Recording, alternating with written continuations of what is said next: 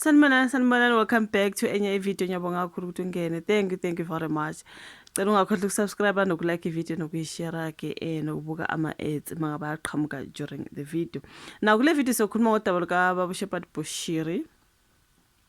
We know ukuthi uShepherd Bushiri is a fugitive, ongumuntu ofunekayo ke kwelalana eMzansi ever since yena ke nonkosikazi wakhe babaleka bephume ngebail emva kokuthi baboshwe. I think amacala wabo it was do not know corruption. Was it money laundering into ekanjalo? Siyazi ukuthi baBushiri oyinesonto elikhulu lisasekhona yini kodwa i-ECG isonto likaBushiri lana ngasemzansi of which angazi kwamanye amazwe kodwa ngiyazi ukuthi of course eMalawi likhona nala eSouth Africa angazi ke kwezinye indawo. Okay, unguprofit omkhulu ubaba uShepherd Bushiri ke waye angazi wayerana le business lakhe lana eSouth Africa. I don't know guys, it's a business or church, something like that. Njoba ke kuthiwa ke wayithathela abantu imali into ekanjalo ke uhambeni kwakhe abantu bethi I want my money. So I do not know was it church or business, whatever it is. Okay, kodwa siyazi ukuthi ke ever since ke baboshwa yena nonkosikazi wakhe bathi bephume ngebail basho baphuma babaleka ke baqonda kwela kubo eMalawi. Ingakho nje kuthiwa uyi-fugitive ngoba uyafuneka ukuthi akajike aze la eSouth Africa ziphendulela otherwise bambuyisele ejele angazi you guys. So manje ke kuthi inkantolo yaseMalawi yona isichithile ke isinqumo ke sokubuyisa uBushiri nomkakhe. Remember ke phela kumele babuye bajikiswe baze la eSouth Africa ke bezobhekana namacala wabo njengoba babaleka nje bekuyibail. You know what I mean? Ingakho kuthiwa ke bangama fugitives. Okay, so ke manje mangizwa kune clip nyana engiyibonile lapha ngathi uBushiri ukhuluma futhi ngobaba uSibiya.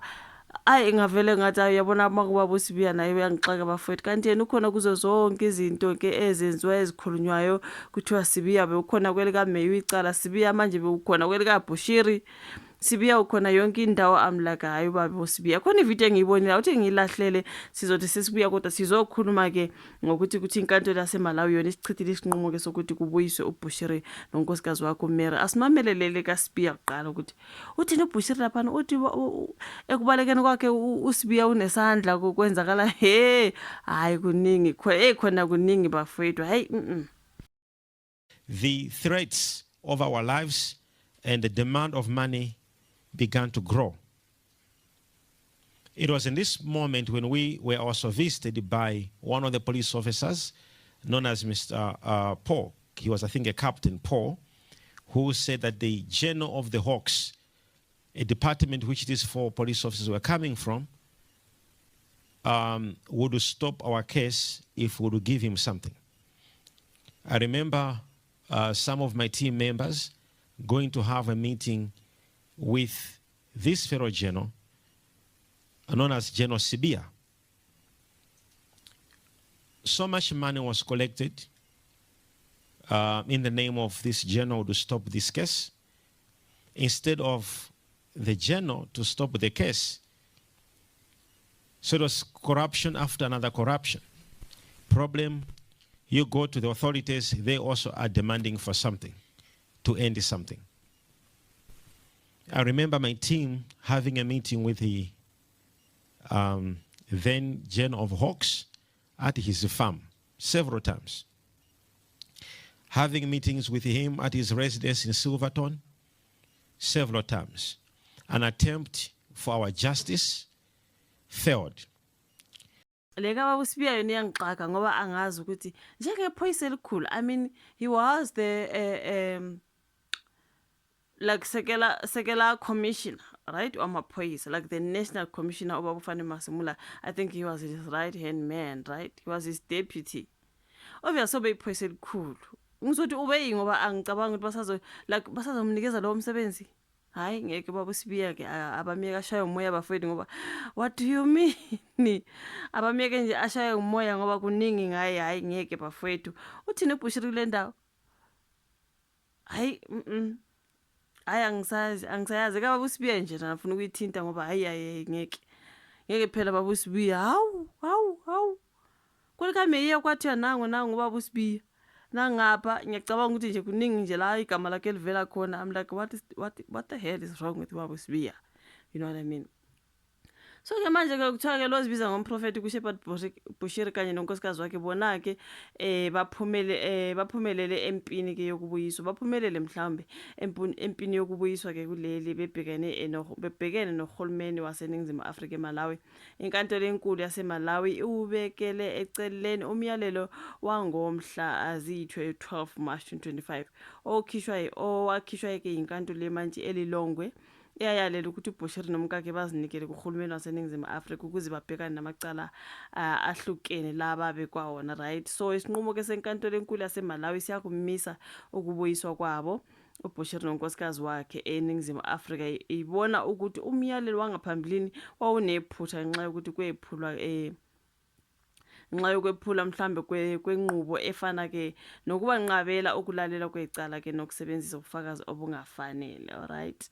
Ibekwa-ke eqhulwini amalungelo ibeke eqhulwini amalungelo abo omthethosisekelo kanye-ke nokuphepha mayelana-ke namacala okukhwabanisa okungase kubonise ukungabaza mayelana nesicelo-ke seNingizimu Afrika njengesinezisusa zezombusazwe noma mhlawumbe ukubambezeleka ngokucindezeleka. So iNingizimu Afrika yona ingase ivule icala eliqinile, kodwa-ke kwamanje-ke lo bhaqwana usasemalawi ogcizelela-ke ukushuba kwesimo-ke kwezobulungiswa bemingcele.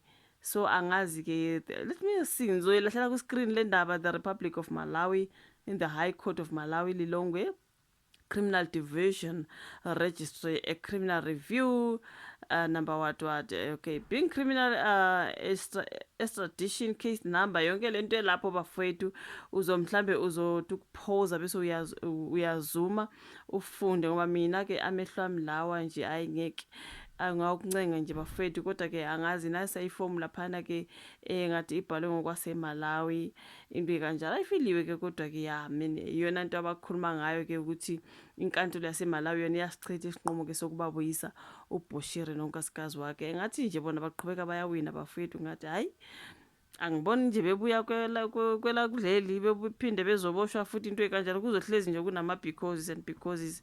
That's how I viewed this whole thing yakaBushiri. Angicabangi nje ukuthi usangavuke ebuyile eMzansi ezophendulela amacala wakhe. Ngicabanga ukuthi nje njengoba waphuma ngazi Sibiya uhlanganaphi-ke, kodwa hayi ngeke. Uyabona-ke kaBaba uSibiya yona I give up ngoBaba uSibiya.